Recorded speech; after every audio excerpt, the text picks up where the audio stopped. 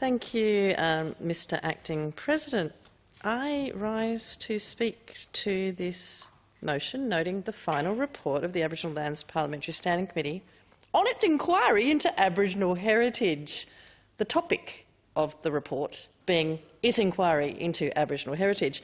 I listened with great interest to those members who made a contribution on the nature of the Aboriginal Lands Parliamentary Standing Committee, something that I have been on the entire time I've been in this parliament. Indeed, the former Honourable Robert Brokenshire was very happy at a crossbench meeting to pass the role on to me, and I was not expecting to be placed as the crossbench member on this committee, but here we are, over 13 years on, still on the committee.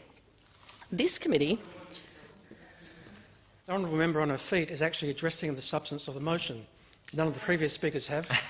Yes, thank you. I'm not sure that's a point of order, Mr Hunter, but thank you. Continue. So I will get into that later, but first I'm going to start with actually addressing what the report had to say on our inquiry as a committee into Aboriginal heritage. Here we go. The destruction of two ancient rock shelters in the Juukan Gorge in 2020 has prompted much-needed community, industry and political discussions about law reform of outdated Aboriginal heritage legislation across Australia. Given the trauma caused by this event, there is now strong public interest and expectation of a process to modernise and strengthen Aboriginal cultural heritage laws. South Australia has one of the least effective pieces of Aboriginal heritage legislation in the nation. In 2016, our government introduced an amendment bill to modify the Aboriginal Heritage Act 1988 based on feedback from a 2008 review. The 2016 amendment bill sought to make multiple changes to the Act, notably repealing Section 6, subsection 2, which delegated the decision-making powers to authorise damage to sites to the traditional owners on their request. This came from the impact of judicial decisions surrounding this section and Section 23, which had resulted in difficulties with administering the Act. Not the Aboriginal Lands Parliamentary Standing Act, the Aboriginal Heritage Act, this is, just to provide clarity to the Council that I think was sorely missing from the previous contributions. I think it's important for the Chamber to know that there has been 0 convictions under Section 23, where it is an offence to damage, disturb or interfere with any Aboriginal site without the authority of the Minister. In their second reading speech, the government noted the consultation process involved public discussion, as well as written submissions from both Aboriginal and legal groups, including the South Australian Heritage Committee, the Aboriginal Legal Rights Movement, ALRM, and the South Australian Native Title Services, SANS. This is not the first time I've addressed this issue, or the Greens have addressed issues with this legislation in this place, with the 2016 amendment bringing up several issues, not only for First Nations South Australians, but also in the difficult interpretation of many of its sections. These issues are still relevant today. The 2016 amendments were done with haste and passed with a lack of legal advice. And, Mr Acting President, how does that happen? It happens with the collusion of the Liberal and the Labor parties working together to ram these pieces of legislation, not listening to voices, not consulting with the Aboriginal Parliamentary Standing Committee, not listening to anyone out in the community, let alone the stakeholders at the time. So I do note the irony of the previous contributions, reflecting it's always Aboriginal affairs legislation that seems to see things rammed through the parliament with a minimal level of discourse, debate and actual consultation. So I repeat, the 2016 amendments were done with haste and passed with a lack of legal advice. Indeed, I remember we didn't even have the Law Society advice when we started debate on the bill, contrary, of course, to convention. The written submissions of SANS note that this Act now legislates out of the government's compliance with the court orders from the judgment of Starkey in the state of South Australia. It is clear that an agenda was being pushed which benefits those who profit off the exploitation of our natural resources at the expense of respect for Aboriginal heritage. These amendments have now left us, of course, with an Act that has silenced Aboriginal people's decisions over their heritage, something that I would have thought we might all be able to agree on at some point in the future, particularly if we have the strength of an Aboriginal voice to Parliament to remind us of their voices. Indeed, with an Act that has silenced Aboriginal people's decisions over their heritage, almost eliminating guidelines for mining companies, and which Aboriginal people that they need to consult, and leaves unclear timelines and legal uncertainty in the processes of the Act. This provided the Minister with the authority to permit any damage they find beneficial, without any consequences. On the 29th of December 2020, the then Aboriginal Affairs Minister approved the request of Kelleray Proprietary Limited to enable them to perform a range of mineral explorations, drilling and associated activities in Lake Torrens. Lake Torrens is a large salt lake located in central South Australia, stretching 250 kilometres at its longest point. The proposed mineral exploration site was located on the northwest side of the lake and includes Murdy Island and the southern part of Andamuka Island. Submissions made to the then Minister provided that Lake Torrens had a direct cultural link to numerous First Nations groups, referring to storylines of the land and the totems connected to these stories. These First Nation groups included the Kiani, Adnyamathanha, Kukatha and Bangala people. They have expressed their disdain towards the lack of consultation in that Lake Torrens process, and the former Minister proceeded with the authorisation despite the strong opposition received from public submissions. The government then approved drilling of a site despite having extensive knowledge from the Aboriginal Heritage Commission warning it of the potential destruction of sacred sites. During this committee's inquiry, the overarching theme from witnesses was the lack of a fundamental principle of free, prior and informed consent in decisions that impact protections of their heritage. Considerable references were made to the United Nations Declaration on the Rights of Indigenous Peoples. The UN Declaration on the Rights of Indigenous Peoples articulates principles of self-determination for the world's Indigenous peoples, where one of its central themes was, quote, free, prior and informed consent of Indigenous peoples. Our laws do not give traditional owners the right to appeal a ministerial authorisation. Currently, only landowners have the right to cause a review of the decision of the Minister under Aboriginal heritage laws. The series of events that led to the blast of Juukan Gorge highlighted the dangers of a legislative framework that has no appeal rights. The committee reviewed how a system of traditional owner identification might also be established in our state in order to assist with providing free, prior and informed consent regarding heritage matters.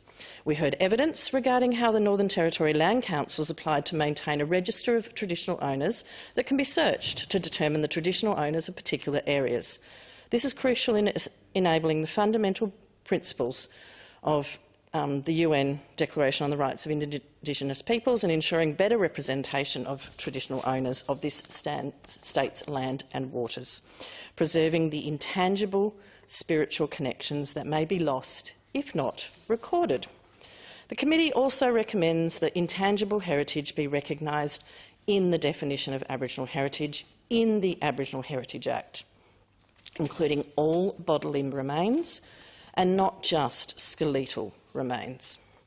Regarding the South Australian Aboriginal Heritage Act, the committee heard consistently from witnesses regarding the low financial penalties currently provided for in the Aboriginal Heritage Act, given South Australia's penalties are significantly lower than other jurisdictions.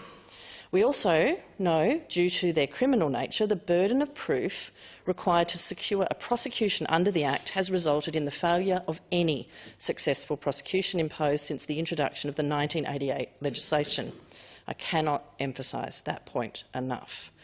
There has been both committee and stakeholder concern regarding the lack of transparency afforded to ministerial authorisations that grant damage and interference with Aboriginal heritage. It has therefore been recommended that the transparency of consultations conducted by the Minister be increased and consultation information be made publicly available.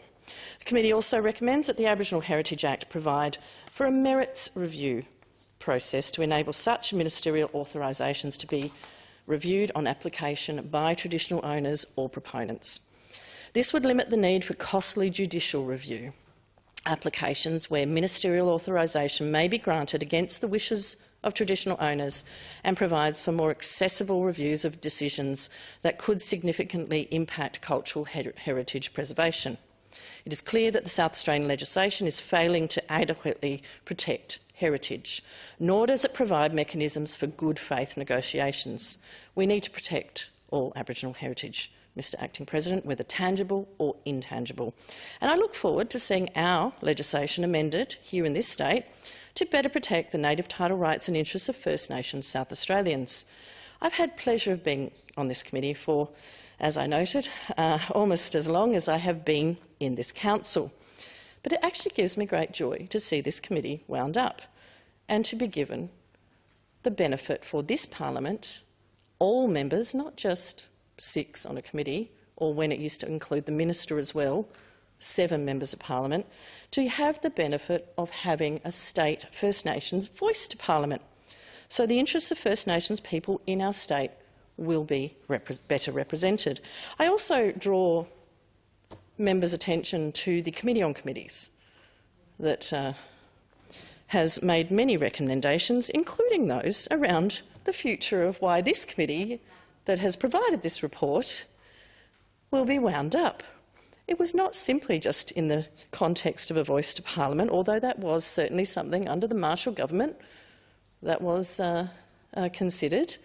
It was also a reform of our committee system, similar to, say, the Senate, where portfolio-based committees would see the plethora, the abundance, the volume of the ad hoc select committee process that we have in this council, streamlined with professional, modern expertise and clarity, with specialist portfolio committees to do that same work. Aboriginal affairs will be considered in that portfolio work. So this is not the end of a committee system which considers Aboriginal affairs issues and these particular pieces of legislation. Indeed, it is an improvement on our own parliamentary processes over and above a First Nations voice to Parliament. I've just found it extraordinary to listen to the contributions, which clearly are an attempt to yet again wage culture wars about the referendum, where on October 14, hopefully when we see voters go to the polls and history calls, we will see a recognition of the wrongs of the past and a voice to Parliament at a federal level. I am proud to have been part of creating a voice to Parliament at a state level. I look forward to listening to that voice. I look forward to reading reports in full, should they provide them to us, and not completely missing the point of the topic when we have taken significant levels of evidence on an incredibly crucial issue to Aboriginal people, and that is of Aboriginal heritage. So with that, I do look forward also to future reform of our Aboriginal Heritage Act, improvements, because indeed we can only go up in terms of South Australia's current situation. We do have what I would call the worst laws in the country that need a lot of improvement. I know that that will be a conversation not just in this parliament, but of course through the Voice to Parliament and through the community, the very community that the Liberals in their contributions were so keen to listen to. I look forward to that listening process. With that, Mr Acting President, it has been a pleasure in many ways being part of this committee. I do thank in particular the former member, the Honourable Stephen Wade, for working with me to refer a Stolen Generations Reparations Bill to this committee in a previous incarnation of Parliament, which led to an inquiry, which led to the Liberal opposition actually coming up with their own private members bill, and then eventually led to then the Labor government taking up and creating and delivering a Stolen Generations Reparations scheme. That is the sort of work we should be doing as a Parliament, through our committee system, through putting aside partisan culture wars, and actually getting on with the job of delivering for all South Australians, but in this case particularly Aboriginal South Australians. Thank you, Honourable Ms Franks. Ms Benares?